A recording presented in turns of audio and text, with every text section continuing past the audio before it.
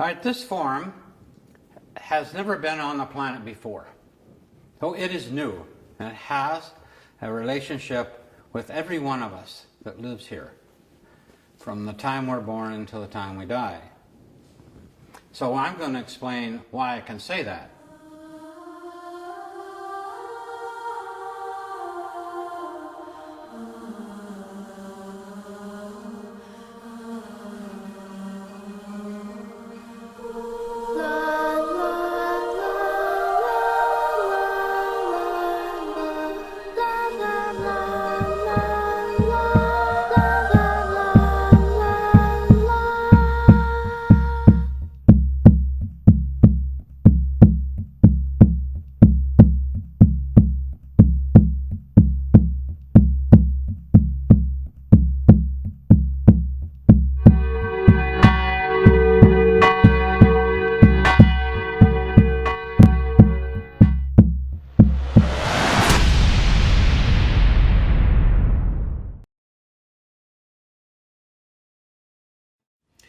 My name's Frank Chester, and I was born in Hollywood, California, in 1939.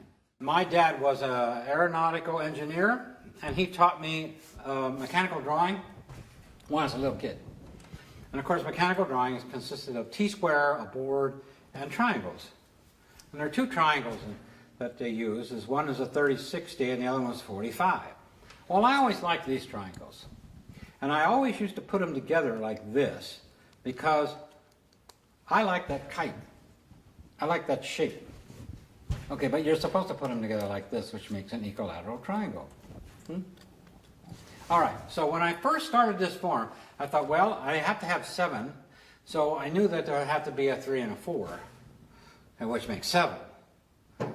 So I didn't quite know what to do, but I did know that if I take an equilateral triangle like this, and if I switch it around like this, they're equal.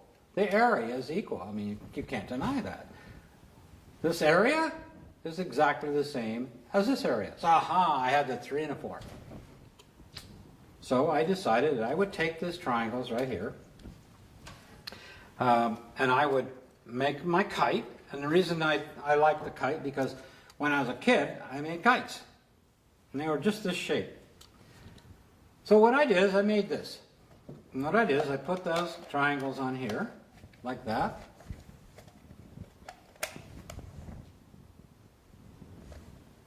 And then I did it over here.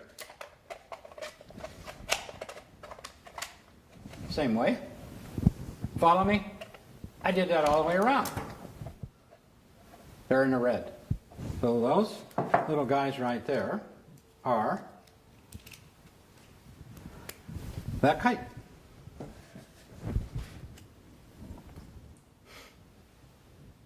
All right.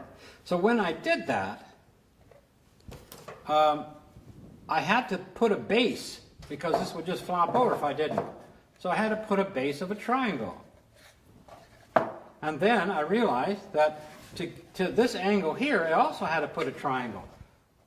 And I had this first form is 1, 2, 3, 4, 5, 6, 7. I had a 7-sided form. But the problem was I didn't want this. I wanted equal surfaces.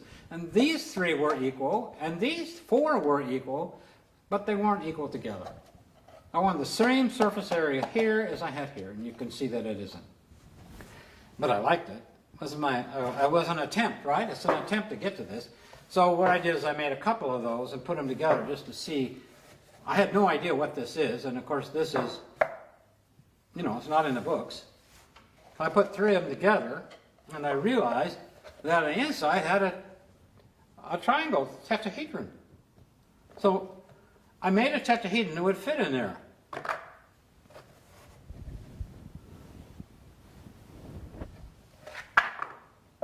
That's perfect. No matter where I put it in, it fills that hole. Then I put the other one on top, and I have a tetrahedron with a tetrahedron on the inside like this. That's called a dual, and that right there is geometrically been discovered thousands of years ago. All based on 7. No one ever thought of taking a tetrahedron apart like that and having it that size. But then I wasn't happy. That wasn't what I wanted. Well, here I go. I decided that this working here geometrically, mathematically precise and so forth, I couldn't get it. I had to go to the artistic side. And so the first thing I did is I took and made 7 sticks the same length and the same distance apart, all the way around. That's how I started. That's a liquid amber seed in there. I push it into the seed holes and put mud around it to hold it in place. And that's what I discovered 14 years ago. What did I do? I noticed that this was a triangle. This was a triangle. They're all triangles. And so when you connect 7 points, same distance apart, same length, you've got 10 sides. 10 sides, not 7, 10. So then I knew that I probably bit off more than I thought it. So next thing I did is I took 7 floaters, the little blobs that they use for fishing, usually half red and half white. I took 7 of them and I pushed them all together with a piece of clay in the middle, and I got this because I thought, hey, I'm going to get 7-sided form. Well, this is what I got. It's kind of cool because it's like a vertebrae, and it's a cool sculpture. But it's not quite what I'm after, is it? I want like this. Well, it didn't work. But one thing I did notice is that when you push the balls together, these two won't allow these two to come together, so they become gaps. There's a gap there. Look at that. Those won't come together because these two prevent it. Does that make sense? These two won't allow these two to come together, so you get this gap. Okay. So I started from the center, the periphery, and then I went to the periphery, and I found out if I start with a sphere, why don't I just try carving out 7 volcanoes? So I did, and this is what I got. This is original 14 years ago. This was the first 7-sided form. And what I did is when I carved the circles, there were 7 round circles. But when they came together, there was the gap. But artists don't care about gaps. We don't care. We care less. We just keep carving. And so when I kept carving, okay, and this gap started to go away, there's another gap. See, look, there's 2 big gaps. One here. When I started carving this, I found out that I had a shape that had 1, 2, 3, 4. And then I went over here and had 1, 2, 3. Oh, there was a 3 and a 4. I couldn't believe it. So then what I did was I saw that there was 2 triangles here, and 2 here, and 2 here. That made up that one. Then I saw over here that there was 1, 2, 3, 4, 5, 6. I thought, oh my gosh, there are 6 triangles all the way around this. So I counted up the triangles, and there were 42 triangles. So what did I do? I made all these triangles. And what I did was I put it together, and here it is. These are all the triangles. So what happened is there's a triangle here and here, and there's 2 down here. 1, 2, 3, 4, 5, 6. Then over here, there's 1, 2, 3, 4, 5, 6.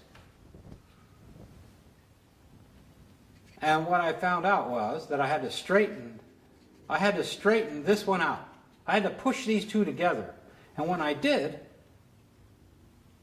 they weren't bent anymore, and they turned into a kite. And so what I did is I put plaster of Paris in here, and plaster of Paris in here, and here, and here, and there's what filled up. A kite and a triangle. And this is the first chestahedron that came out of here. I mean, I had a big one. And this is the first chestahedron. And you can see that it's far from being accurate. That's because it was discovered artistically. Mathematics didn't enter this at all. The artistic process in it. Then when you take art and you apply it to science, okay, then you have the mingling of these two. You have to have the mingling of these two, or you would end up with this and be happy and say, hey, this is cool, I love it. Or this one here is, oh, dry, or whatever. It's got to be these two together. Because there's things inside this, there's things outside this that can be discovered. And this is how simple you need to be to start. That's all you have to do, is have a desire about something you want to do and stick with it for 14 years.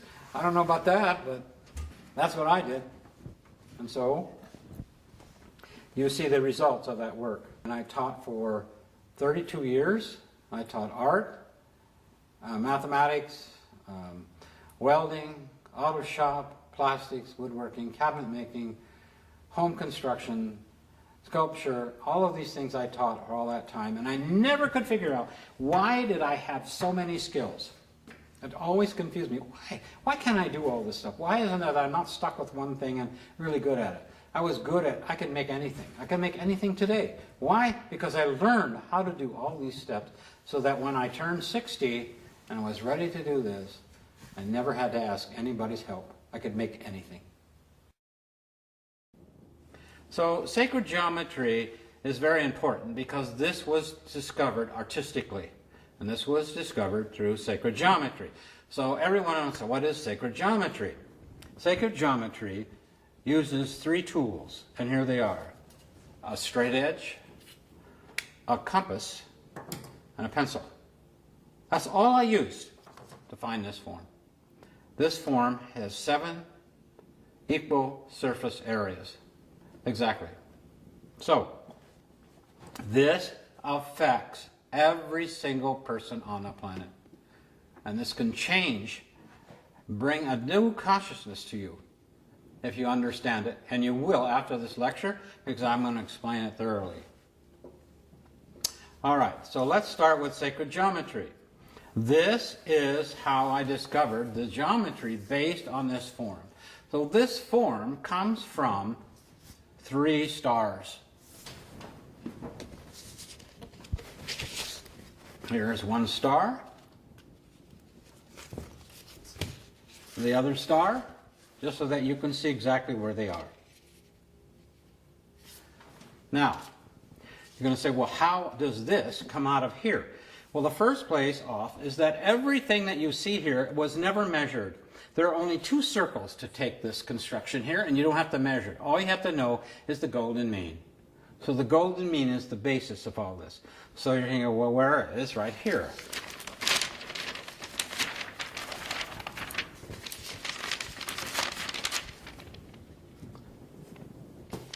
I take that, and I put it together, and there's your 7-sided form. Cute little guy. Top of the tetrahedron, which comes from a 5-pointed star. By enfolding it and enfolding it, it becomes the 7-sided form. There it is, right there. Here it is here. These are the kites. The kites come from a 5-pointed star. You notice that when I take this apart, there's the 6. Now the bottom part of this form comes from a tetrahedron. So if I open up a tetrahedron to a certain degree, like this, I can put this 7-sided form inside there, and that's the bottom part. So here's the top, here's the bottom.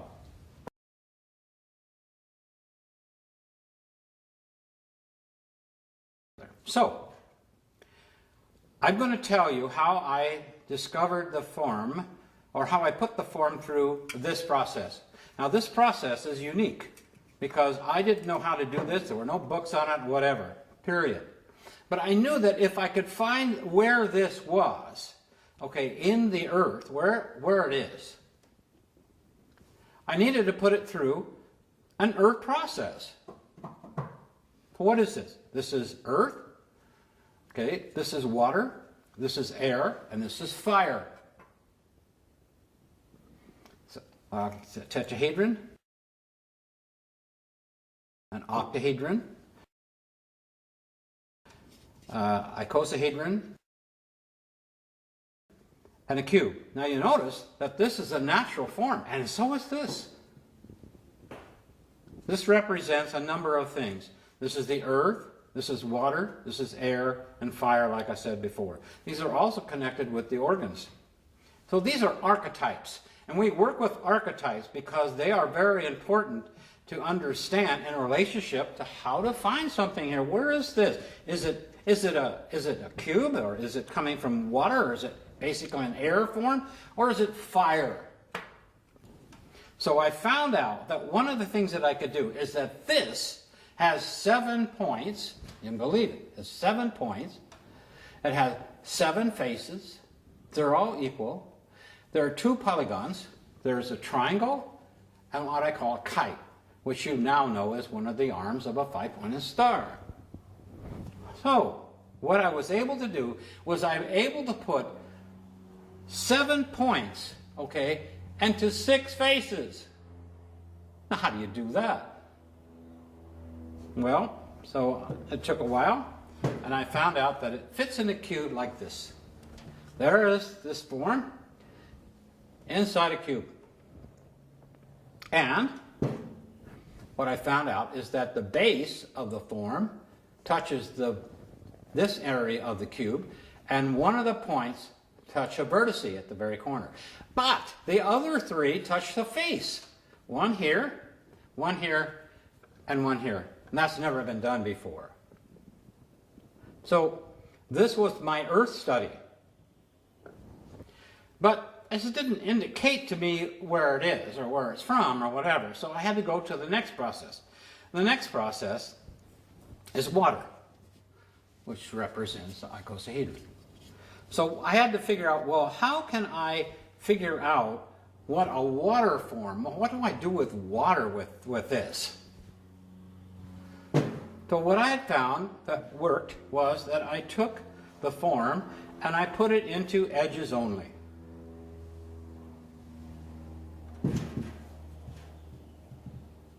So water is what flows. It moves. So I thought, well, how can I move this? This is a very strong form. I can't move it this way, I can't move it this way, whatever. The only thing I could do was to spin it.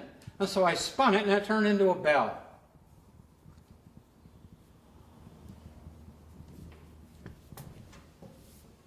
That's the water process.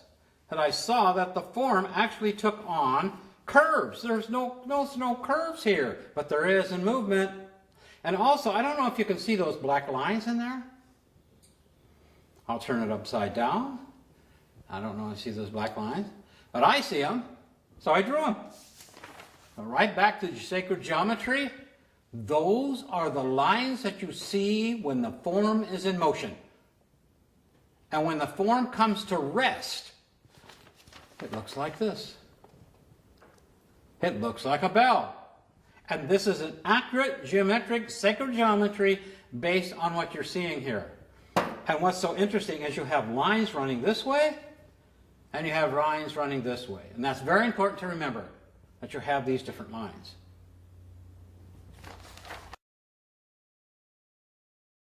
Now, what I did was I split all the lines in half. Okay? So this is one line, it's one line, but I cut them in half.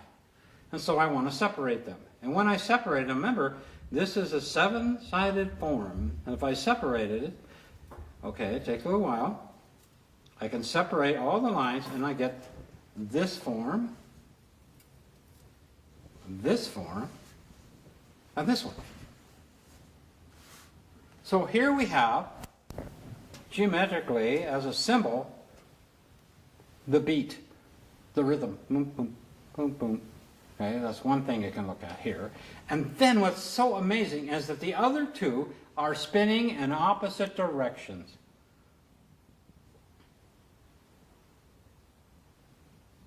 That's coming out of the same form. So inside the form itself, you have a reversal and movement all in one form. One of the main things that we need to look at here is that this is not the shape of our heart. My heart doesn't look like this. So I had to go into to find out how to make a geometric form organic. So this is how I did it. I put this into lines again, and I dipped it in soap, and I blew a bubble. And inside this form, there is a bubble. And this is what it looks like.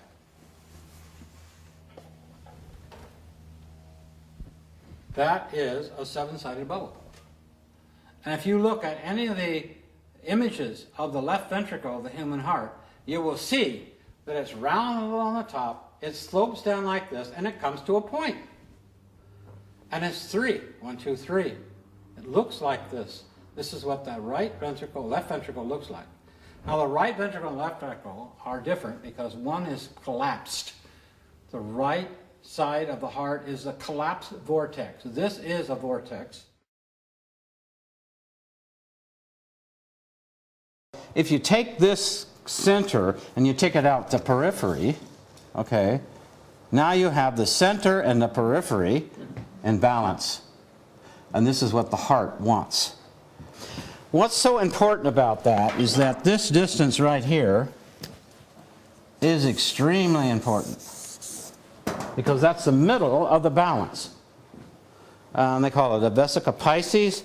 What's so interesting about it is that if you go across the centers, you have a cross. And of course this is 1. If this is 1, this distance is root 3.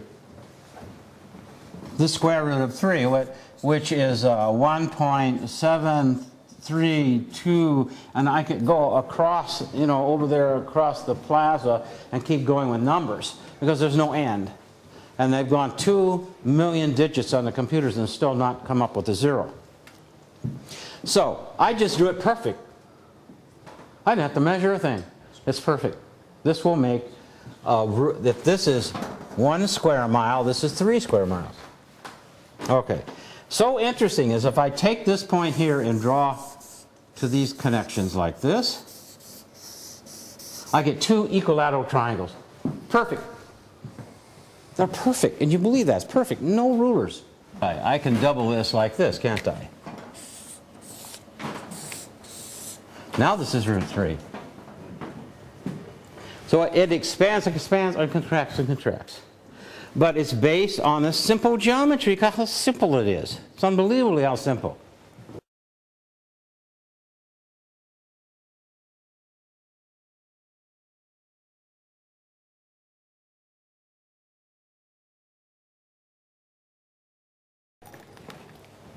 One line, that's a point. That's no dimension. And if I have a series of points, it makes a line. Okay, so if I put 2 of these together, it's still a line. If I put 3 of them together, it makes a plane. That's a leaf. That's the first shape that comes into nature, is a triangle. So what I decided to do is to try to find out what was going on here to make this into a tetrahedron and put 3 legs on the triangle that I produced. These are trying to find points. They're trying to get together. So you just connect this, and there's the first form. And there's 6. And they're all equilateral triangles, of course, just like these. Remember I told you that Platonic forms have to be equilateral triangles, right? But this one is different because it has 6 squares, not 6 triangles. So there's a mystery behind here that somebody challenged me on. And so how do you make 6 triangles into 6 squares? And so, this is flat as a pancake. Look at this. So I went from the highest point, which is why it's called fire, because fire has the sharpest point. It also holds the least amount of volume. Okay, so I said, what am I going to do about that? So what I did was I took the 6, okay, and what I did was I checked root 3 again. See how it is again? The root 3 is between 2 equilateral triangles. Everybody see that? Okay. So you know that this is root 3. Rudolf Steiner called root 3 formative forces. This is formative forces.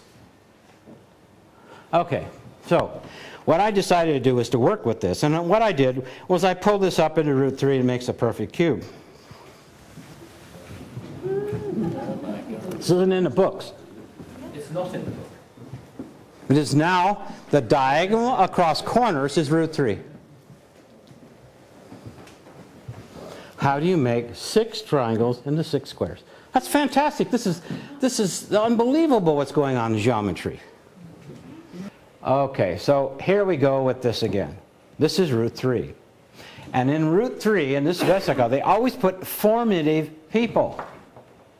So this is really important. This vesica is used through history. This is the Renaissance. Okay, so why that's so important is because root 3 is the diagonal across the cube, which I showed you before. Okay, if you look at the face of this cube, it's 45 degrees. It goes from corner to corner. Can you see that? And now if I look at the top, it's 45 degrees. Now if I look at the side, it's 45 degrees. But that's not 45 degrees, it's root 3. Now this is a hard concept, but it's not as bad as you think. Okay, so what I found out is if I project, this is projective geometry, if I project from a cube a face, here's the face, here it is. But this is going from this corner, but it's not going up there, it's going way back to there. But from the front it looks 45. Now this is important because that's why I did this. I'm trying to get it more and more clear. This is 45, this is 45, that's 45, they all are. But this is root 3, which is 36. What you look into a face, 36 degrees, is 45. Now I know that kind of confusing, but this is why I did it, because when I started to research the heart, I found out that all the doctors say that the front view, the top view, and the side view is the heart sits in our body at 45 degrees. Now you know that's not true, huh? Another view, and it shows you where the cube is and where the chestahedron is. Okay, now here's the angle of 45 degrees. They're correct, but it's from the front. Okay? And of course the chestahedron fits in a cube, but at root 3. Okay, like this, and I spin it, you know that it turns into a bell, and those are the black lines. I knew that this was a vortex. I knew this was a geometry of a vortex. It had to be. So I made a vortex generator. And I found out that this part of the vortex here is accelerating. But this part of the bell is deaccelerating. And it's right in the middle, between here and here, is the balance. So this form is slowing down and speeding up at the same time. This is the polarity. This is the balance, okay, between the male and female, between all kinds of polarities that you choose. So based, if this is the heart is trying to balance. Cavity right here, that's the other vortex. Another picture of that cavity. Here it is right here. This is exactly the shape of the right ventricle. It's a vortex that's been pushed off on the side by this heavy muscle. Okay, so I made it. I make everything. So I made this shape, and then this was the epoxy that I added on. This is the shape of the other vortex that's been pushed off to the side. Right out of the medical books, it shows you this. There it is. They have no idea why the right ventricle has that shape. That's because this is the vortex. I have this. This is so cool. It's right out of the textbooks. This is showing how the heart moves, okay, in less than 1 second. And what happens is that the inside there twists, but the outside doesn't twist. Only the inside twists. So how am I going to show that? What's interesting is that it twists, okay, 40 degrees. So inside is going like this, 40 degrees. It's going like this, 40 degrees. But the outside is going like this. Inside's like that, 40 degrees. Now, at 40 degrees, okay, it's at, these are the seconds from 0 to 9 point whatever, I can't read it, but it's almost a second. But when it reaches full twist, it's at 36. That's right out of the textbooks. I didn't put that 36 in there at all. Here we go. I figured out how to do this, to show this. The outside of the heart, okay, goes like this. Remember, this is geometry, okay, it's not organic. It goes like this. But the inside doesn't do that. Twists, fills, empties, ejection, twists. Okay, and this is what the heart does. They can't understand how that the heart can get blood down to the apex. Boom, it's like that, just instantaneous. If you think of pressure, minimum you have momentum to fight. So when you start to push something, it doesn't like to move right away. It takes a while to get it to going, and then it goes. But suction, okay, doesn't do that. It's just, and then momentum follows. And I put it in the Chesterhedron, and here it is. In the Chesterhedron, okay, there are two pyramids. There are three sides. Okay, and in the very middle, there's a 6-pointed star. Right? That's great, isn't it? Unbelievable! Look at that. How can that be? So, I mean, it's tremendous. Look at this. This is just unreal. These are based on 4. They go 4, 4, 4, 4, 4. This goes from 3 to 3 to 6. So what I do is I just put rubber bands on here, and I just go down here like this. Now what's happening is that this one is spinning this way, and this is spinning opposite. So one's clockwise, one's counterclockwise. So here comes this one from the bottom. This is coming up. Because I have to show you that this 6 is lawful. This isn't just a made up. So if I keep going up with this, and I keep going down with this one, this is contracting, this one's expanding. Now somewhere here, I'm going to get that baby right on. When I get this just right, look at this. Just only when I get 6 correct does this happen. Only when it's perfectly 6. There it is.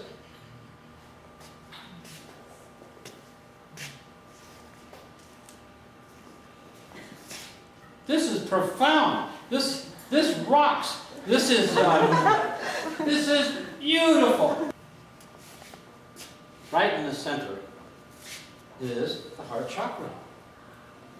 This is the heart chakra. It's been around for ages, 4,000 years or whatever. How they know, okay, about that 6 in relationship to the heart? Because this is exactly the still point, the center point of the human heart. Nothing's going right. Another hopeless day, another sleepless night. Heaven help me get through these demons in my mind. All I know is I will survive. I'm still a believer. Can nobody tame this raging heart? Yeah, I'm still a dreamer.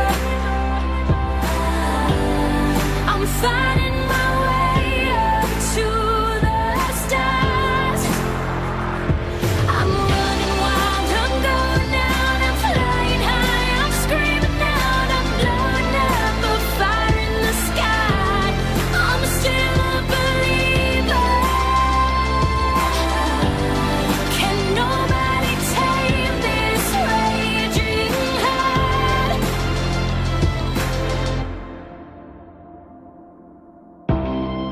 And nothing's like you said, and nothing's like we thought. I remember when we were dancing in the dark, and I just gotta thank you from the bottom of my heart for pouring gasoline and lighting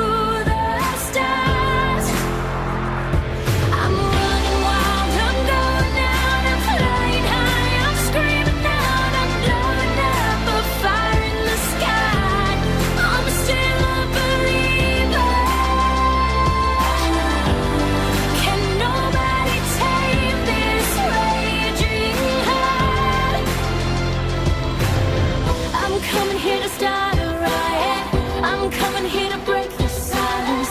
Nobody gonna stop me now, 'cause I'm on a roll. I'm coming here to take it down. I'm coming here to take this crown. Nobody gonna stop me now, I'm out of control. I'm still a believer. Can nobody tame this raging heart? Yeah, I'm still a dreamer. I'm fighting my way up to the stars. I'm running wild, I'm going out, I'm flying high, I'm screaming out, I'm blowing up a fire in the sky. I'm still a believer. Can nobody tame this raging heart? 本艦も危険です。退避します。このまま進め。光は常に雲の渦の中心を指している。ラピュタは嵐の中にいる。聞こえないのか？このまま進むんだ。必ず入り口はある。